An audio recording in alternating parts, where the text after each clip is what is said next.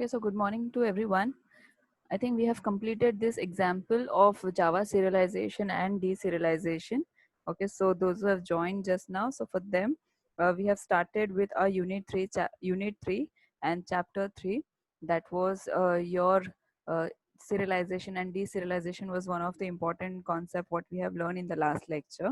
Okay, and the third chapter name was action elements, and we have learned so many things before this. We are not going to revise it because we have already done in the last lecture. Just I'm going to revise this example that is about your Java serialization and deserialization. So here, not in detail but just in a brief.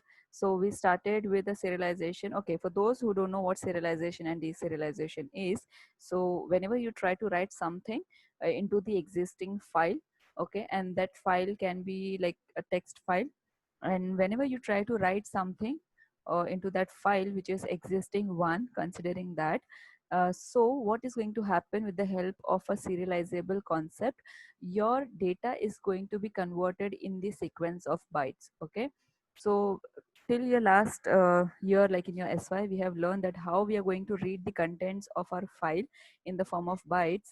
Now this serialization is whole and sole meant for the objects of a class, the object which is holding some information and data. So we try to convert that data and information in the form of a bytes. Okay, so here the whole concept just turn around to your objects of a class. Now here what we have done in the last lecture, that we have created our own class where we have implemented an interface that is something called as serializable from the package called as io.star. We have created three variables, and we have created a constructor where we had these three parameters, and we try to make the program understand that whatever value comes for these three parameters should be given to the variables what we have decided. Okay, on last lecture I told you that this something a contact what we have defined the variable over here is what we have defined as what string. Okay, and even we are writing the parameter is in string format. So it's completely your choice, either you make it int, okay, if you really want to pass an integer value for the contacts, or else what you can do is you can have the value integer value, but if you write in double quotes it is automatically been understood as your string value. Okay, so this is your integer value but this is your string value, but if you are writing the numbers without the quotes then it has been considered as what your integer value. Okay, so it's completely your choice, either make that int as a data type or just write like this whatever we have written over here. Fine. And then whenever we try to write something into the file, so we always made the use of an output stream. So I hope I am clear that input stream is meant for reading, output stream is meant for writing. Okay, so always remember that whenever you came across with a term called as output stream, it is completely meant for writing something into the existing file, or input stream means you're going to read something from the existing file where already the contents have been written. Okay, so here what is the major task what we are doing, which example we are learning serialization, and serialization is meant for writing. Okay, now here what we are doing, we are making use of file output stream because we are going to read the we are going to call the file that is existing file, considering that this file is in the same place where a Java file is present. Okay, so we don't need to provide any path. So we call this file, the information about this file now is been holded by this object of your file output stream. And now whatever thing we are going to write inside this file, so we have to convert it into the sequence of bytes. Okay, now what data we are going to write inside this file, whatever data we are passing through our constructor. So you have to understand serialization is completely working with the object of a class. So we have created an object of a class called as student info, which was a user defined class. This object we are trying to call inside a method called as write object method, because whichever information this class, this object is having right now, which information it is having, this three information. Okay, this three information is been held by this object. So we are trying to write the sequence of bytes, so we are trying to convert the contents in the form of a bytes. For that need we have to call inside the method called as write object. Okay, and this method is being invoked with the help of an object of your object output stream class, which is actually responsible to have the conversion in the bytes. Okay, what we are doing, we are calling the file inside this object, and we are calling this object inside the object output stream constructor. So what is going to happen, we called a file where we want to write, and we have included that file now where the bytes values are going to be written. Okay, and what value we have to write, the value which is been holded by your object of your class. Okay, once you're done, then you have to go with the flush method and a close method, like as I told you why we are using it in the last lecture. Fine, and you can have some expected exceptions if you feel that you're going to have something, so you can just define the exception class and throw the exception also. So this was all about your serialization. We talk about the deserialization, where the exact thing what we have done, imported the package, we have implemented the serializable interface. We had three variables, again we had the same parameters. It was exactly the same what we have done it for serialization. Only thing which is going to differ is, there we tried to write something into the file. Here we are going to assume that the contents are written already in the file called as a student.txt, and we will try to read from there. Okay, so what we are doing it over here, we'll create the object again. Last lecture also, when explaining this program, I told you it's completely your choice whether you want to define these things over here. The only thing is that we have to do the reading part first, and then we are going to have the, the date, whatever we are going to work with the object, after that we are going to work over here. Okay, so you can write this student info directly over here and create an object. Fine, that's not an issue at all. So now inside the try block, what I'm trying, I'm making use of file input stream, because deserialization is all about talking reading of the data from the file. So we have file input stream who is responsible for reading the contents. We have a constructor of the same class, and we are trying to call that file which we are trying to read. Considering here, like first option, we see that where file is in the same place, in the same directory where the Java file is. So the Java file, no need to search the existing file called as txt file. Now here, considering that we have a text file, but it is in some other file path, in some other directory, so we have to give a proper file path over here. Okay. Next, once we have called the file which we want to read inside a file input stream, now this object is holding the file information.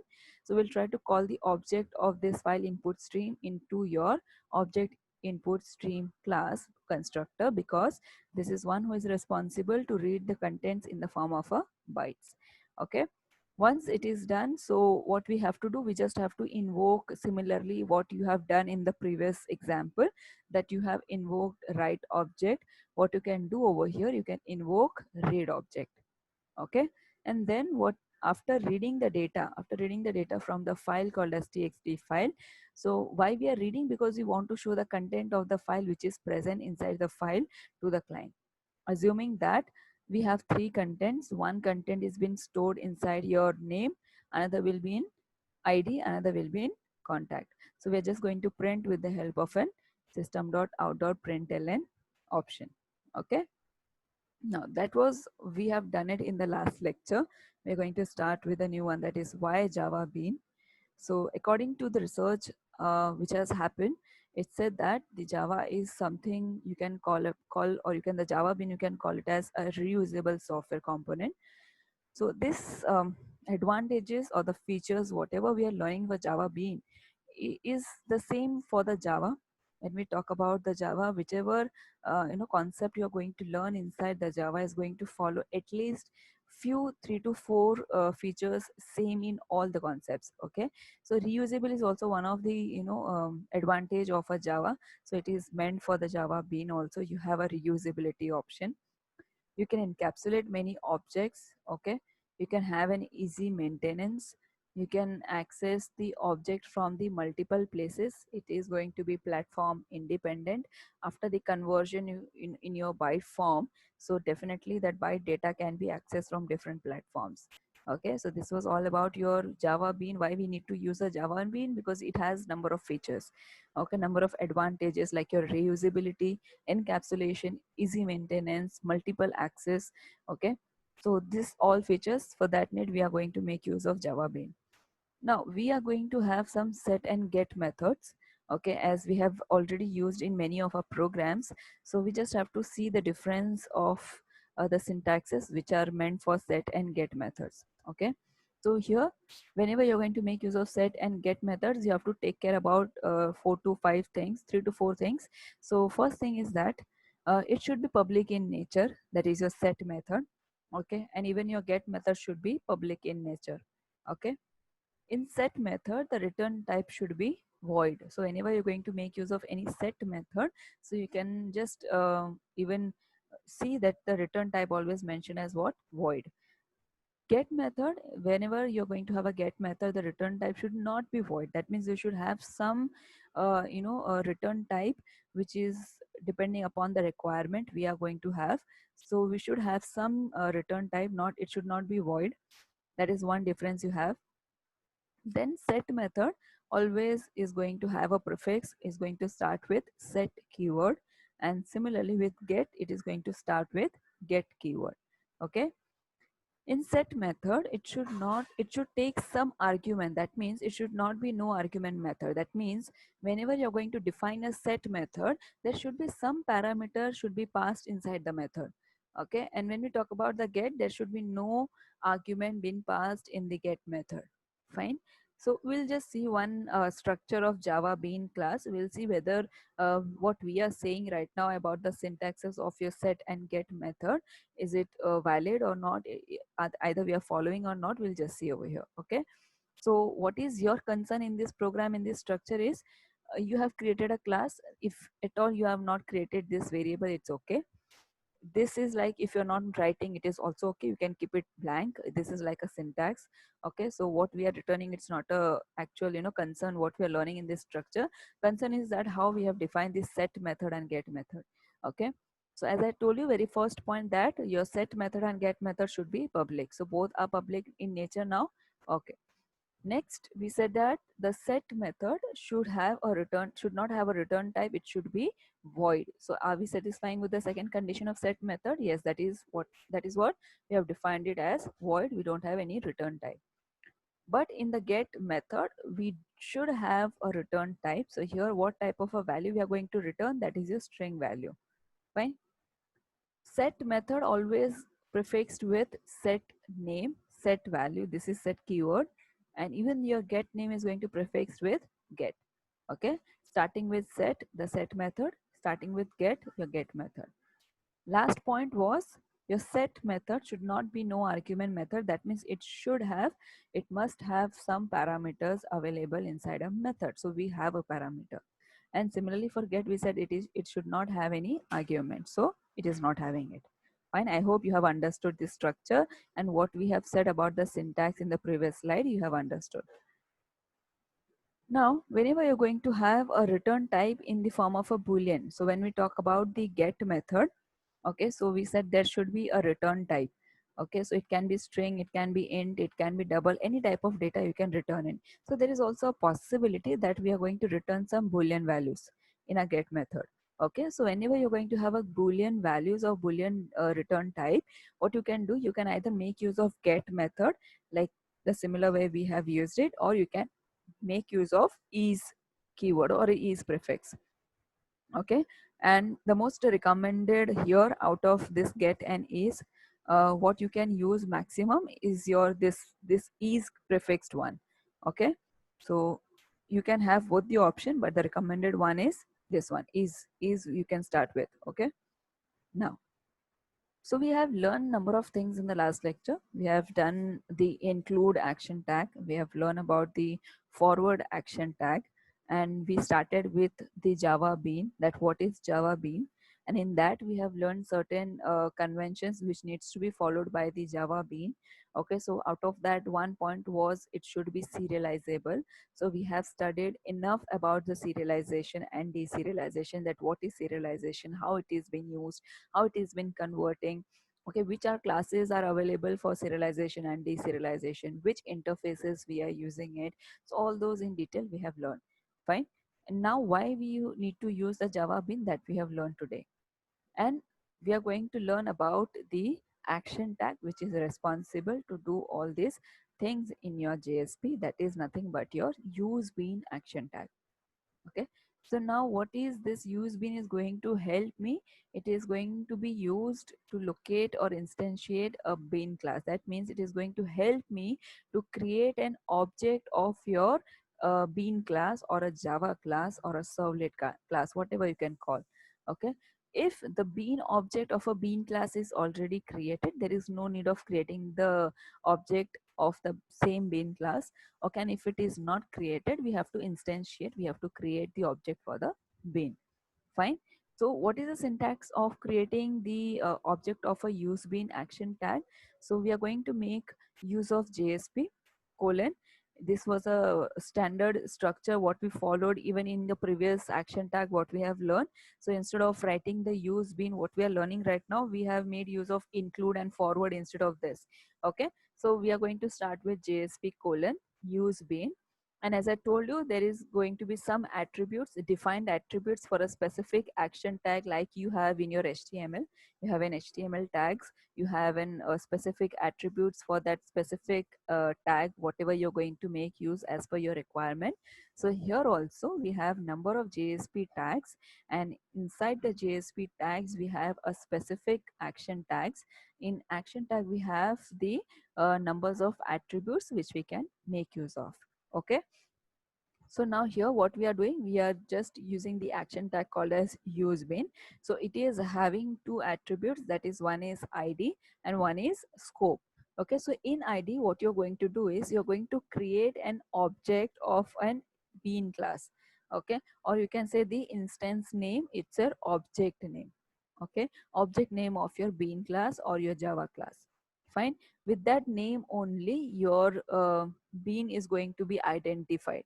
Okay, whatever Java class you have created, it is been identified with that ID or an object name or an instance name. Fine. Next attribute is what? Scope. So now you have to define the scope, that till what the access is available to the object.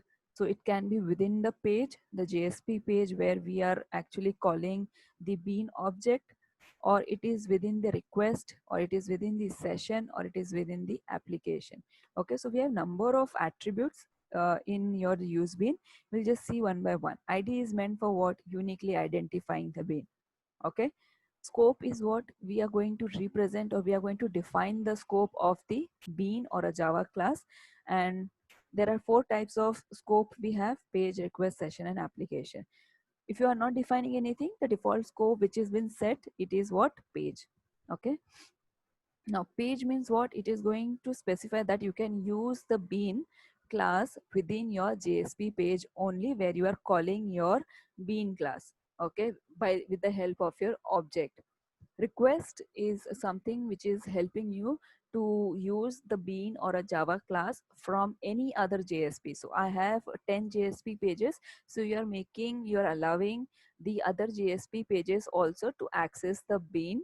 Okay, if the request is being passed to the Java class, and if it is able to satisfy the request, so that any JSP page within the same request can have a access to the bean class. Next is what your session. Session is something like you're going to use a bean from any JSP page again, and you can have it till the time you are in the same session. Fine. Application, it's something we are going to make use of the bean from any JSP page within the same web application. Next is what your class. The class is what something you are going to have an object. It is something called as bean class or a Java class whose object you are going to create. Type is something you're going to define the data type of your bean class. Okay, bean name is something which you're going to instantiate the bean using a instantiate method. That means you're going to create an object, you're going to instantiate the bean class with the help of an instance of the same class with the help of your instantiate method. Now we'll see an example. So we are going to have a Java class which is also known as a bean class, and we'll have a JSP file. Okay, what we are doing, we are creating a class called as calculator. We have a method called as cube, and we have one parameter that is having an integer value, which is going to accept the integer value. and we are trying to return something. So how we are returning? Because we have defined some return type over here of your method. Okay, what we are returning the value which has been multiplied 3 times. Okay, so that n value whichever is going to come is been multiplied 3 times and it is going to return the value. Okay, now here we have not created any object. We are going to create an object of this class into something called as JSP file. Okay, so how we are going to start? JSP colon use bin, that is a syntax. Attribute ID, which is going to help me to create an object of my class called as calculator. So what you're going to do, ID equals to obj. So now this is the obj. It's an object been created for a calculator class. But how you're going to make your program understand that what object you are creating? It's for your class called as calculator. So you have another attribute called as class, where you're going to define the class name for which you are creating an object. Okay, so the class name is what? Your calculator. And then you're going to write in Java expression inside your scriptlet tag. So what we are doing, we are just invoking the method, that is the cube method what we have created inside our calculator class. Okay, once we have called the class called as calculator, we have created an object. Now with the help of that object, it is very normal when we try to write the Java program also. So there also we invoke the methods in the program with the help of an object. So we try to use the object name what we have given to the class right now, obj dot. We are going to make, we are going to call the method, that is which method name? Cube. And we are going to pass the value which needs to be uh, assigned it to the variable which we have defined it inside the method, that is what? Your n. So that is what? 5. So when we return the 5 over here, what is going to happen? It is going to return the 3 times multiplication of 5, and it is going to print the value of the variable where the cube of 5 is getting stored, that is what? Your m. Okay, the calculation which is going to happen over here, the cube value of 5 is going to be returned, and that value is going to be stored inside your m. Okay, and that value of m is going to be printed. So what is the output? Cube of 5 is 125. Okay, I hope you have understood this. Now the next one is action tag, that is set property and get property. Okay, so we have to understand these two things, and we'll see one example which is going to uh, have the implementation of both set and get property. Now the set and get properties are the action tags which are going to use for developing the web application with Java Bean. Okay, Bean class is mostly used because it is a reusable software. So we have learned just now that why we need a Bean class, because it is reusable. Okay, the set property action tag is going to set the property value or a values in a bean, okay, using a set method. So you just have to understand over here what we are going to do. We are going to set the property for your bean class, for your Java class, or for your servlet class, okay, using the set property action tag with your JSP. So what is the syntax for that? We have a JSP colon. Now we will replace use bean with set property. It is having two attributes, that is name and property attribute. Name is something where you're going to write the object name, that is the object of your bean class. Okay, and you're going to have a property. The property is something like which can come in the form of name and value pair. Okay, so if you'll see the example, you'll understand more that how this property is being used. Okay, I'll just go to the get property and then we'll see the example. So it is exactly the same what set property had. It is going to return to the it is going to return the value which you have set using the set property action tag, and you can just have the value of that property is what you have defined using your set property action tag. So instead of writing just a set property, what we are going to write? Get property, and the rest thing is same. Okay, the syntax is same, just a replacement is what? Instead of set, we are going to write a get over here. Okay, now we'll see the example where we have both the implementation of set and get property. So here we have one Java file, and then next we're going to have a JSP file. So the Java file name is what? Person bean. Fine. Here what we are doing, we are trying to implement the serializable interface. We'll try to create a class called as person bean. We'll try to implement that interface. We'll have a variable called as name, and we'll have a constructor. And what we are trying, we are not returning, we are not printing anything over here. Okay, so next what we are doing, we are making use of set method. So you just compare again inside with like this set method and get method. It is both in public in nature. It is void as per rule. It is returning some value. It is prefixed with set. It is prefixed with get. It is having one parameter. It is not with the parameter. Okay. And what we are doing, we are just trying to assign the value of this name to the variable what we have created over here. So if you just get confused, students, what you can do is you can just replace this name, okay, with some other name. I can just give this variable as, say for example, xyz. Okay, so what is going to happen now, you have a variable name called as name, and inside the set method you have created one variable whose name is what, xyz. Fine. So whenever I say xyz, you just have to understand that ma'am is calling from the set method. Fine. Now what we can do here, also we are going to make the changes accordingly. Then we are trying to assign the value of this variable called as xyz, which is this one xyz. The value of xyz now has been assigned to the variable that is what, your name variable what we have created over here.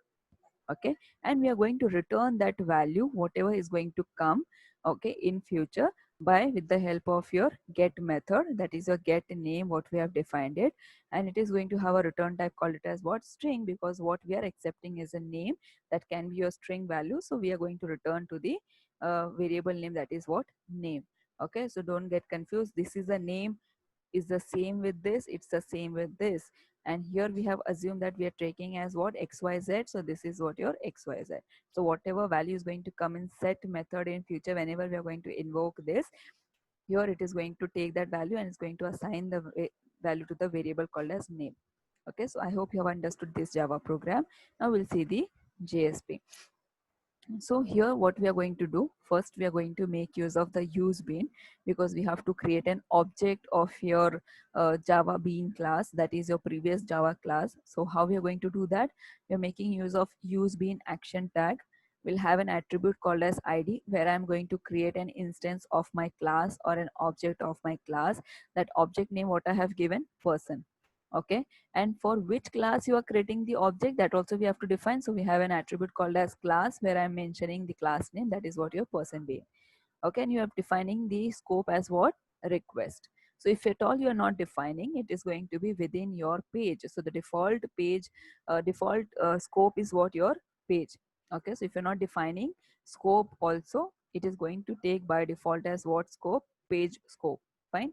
Now we are going to make use of set property and get property. So how we are going to start with the set property, JSP colon set property, and we are also going to have the instance of bean. So what attribute we had for the set property, for use bean action tag we had an attribute called as idn, class and scope. Okay, and it is going to be a good habit, students, if you'll try to have a notebook where you can write the action tags, the name like use bean, set property, get property, include, forward, and you can simply write the syntax of each action tags. Okay, so you'll be understanding that which all attributes are used for which all action tags. Fine, so that will actually remove your confusion. Fine, so that you have to understand, you have to read at least, so that you can identify that which all attributes we have to make use of whenever we are going to make use of action tags. Okay, so here the attributes for the use bean was id, class and scope. For set property, what is the attribute, that is name, and what is been assigned to this attribute, the instance of a bean, and which we have already created, that is what, your person. So that is an object what we have created using our use bean action tag with an attribute called as id. We're just simply calling that instance of bean over here for the attribute called as name of your set property. Okay, now what is the next attribute we had, property. Okay, so if you remember, we had written property equals to star, so that means you can have the properties in the form of a name and value. So what you are going to do, this property, uh, like if you can see over here, we are not having any constructor. Okay, so we are not having any method, like any object through which we are going to invoke a method like what we do in our normal Java program. What we do in Java program, see, whatever we have defined it over here, this program, just concentrate on this. So whatever we have written over here, what I can do after this, I can simply write a main method, and inside the main method I can create an object of this class, and with the help of that object I can simply invoke set method method and get method, and whatever has been written inside this, it is going to be printed. That is the basic structure we have for Java, right? But we are making use with the help of a JSP. So how you're going to have that invocation of method?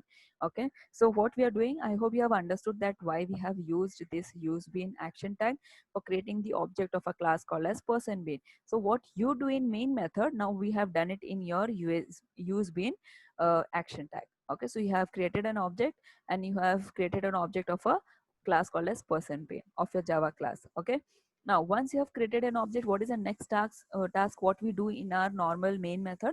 We invoke the method, okay, what we have created. So how you're going to do that? You're going to make use of set property, and you're going to have an attribute called as name, where you're going to again call the object of the bean class what you have created.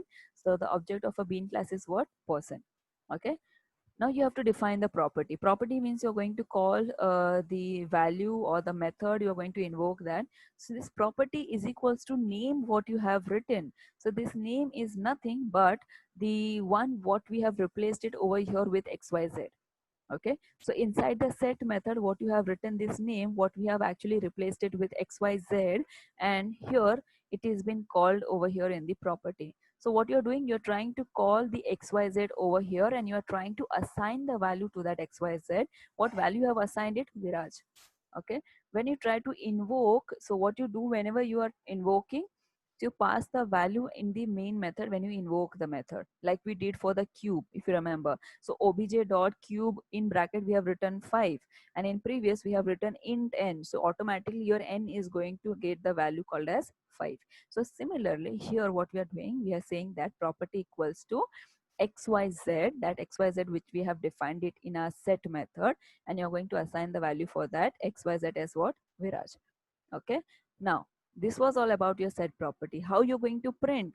Okay, how you're going to get that value what you have defined it and you're going to show it to your client. So what we are saying, name of person is, now you're going to get the values, get the property, okay, whatever you have defined using the set property. So you're setting the values using set property, you are getting the values from the get property. So what we are doing, JSP colon get property, this is your attribute called as name. Again you're calling the instance of this because you have to make sure your action tag that which object of which class you are trying to access. Okay, and property what we have written, name. So again what is going to happen? XYZ. Okay, so you're trying to print the value of XYZ. Fine. So this is how your JSP page is going to work. I hope you have understood this. Now, next example is almost like similar what we have learned. So in one single program, I've shown you the example of get and set property, but still you can have one more program that we have an HTML file where we are accepting the name, password, and email. We have given the defined name for the text field, what we are going to, from where we are going to take the inputs. This is a JSP file. We are going to again create an object. That is, the object is what u of a class called as user. That can be a Java file or a bean file which has been created in the next slide. You're going to set the property you are making star because right now you are trying to have only the you can say the name attribute where you're going to call the instance of a bean. That is what we have created over here, and then you're going to get the values whatever is going to come from the user end. Okay, so that's why we have not defined it over here in the name and the value pair. We are not trying to invoke any method. So simply what you can do is you can define it star. That means you're having all the values what is going to come from the client. Okay, so using the get property, what you're going to do, you're going to take the value from the text field whose name you have defined it in this way. Okay, xyz password and email. You're going to assign the IDs also of the class or a Java bean class what you have defined.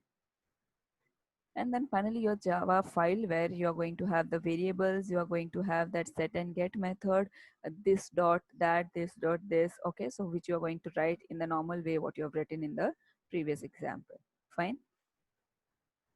Now this is the last topic of this chapter, last slide, that is displaying the applet in JSP. So you're going to have a action tag called as plugin. That plugin tag you can make use of whenever you try to embed some applet code in your JSP file. I have told you in the very starting of this lecture that in that one table you have one more action tag, that is your fallback, that you can use along with your plugin action tag. Okay, so here we just see the syntax, how it is going to help me. And normally the whenever you're going to make use of plugin tag, you're going to have this plugin at the client side, okay, to execute an applet or a Java file. So you're going to again start with your JSP colon. Now you're going to make use of action tag name, that is what your plugin. Fine. Then the attribute is what your type, and what type of plugin you're going to make use, that is what your applet. Fine. Or you can make use of bean. So whichever you want to have, you can have it either applet or a bean code. Okay, next attribute is what your code, where you are going to define the name of the class file. Now the class file means what? The file which you have written for, like the file in which you have written a applet code, or you have written the Java code. Okay, so you just have to define first that which type of file you're going to embed, whether it is an applet or a bean file, and you're going to give the name of that file over here. So name of the class file you're going to define, which is been held by the attribute called as code. Next attribute is what your code base. So where you're going to mention the directory of the file, or you can just mention the directory where your file is been placed. Okay, so for example, I have defined xyz.class, so that xyz.class is an applet file. So that applet file is present inside your D drive, so you have to give the directory name of that class file. Okay, and it is said that whenever you're going to have a starting tag of any tag in your JSP, it should have a ending tag. Okay, so there we end our chapter called as action elements. Okay, and yes, if you have any doubts, students, you can just ask me now. I'll just stop sharing this, and yes, you can put your questions into the chat box.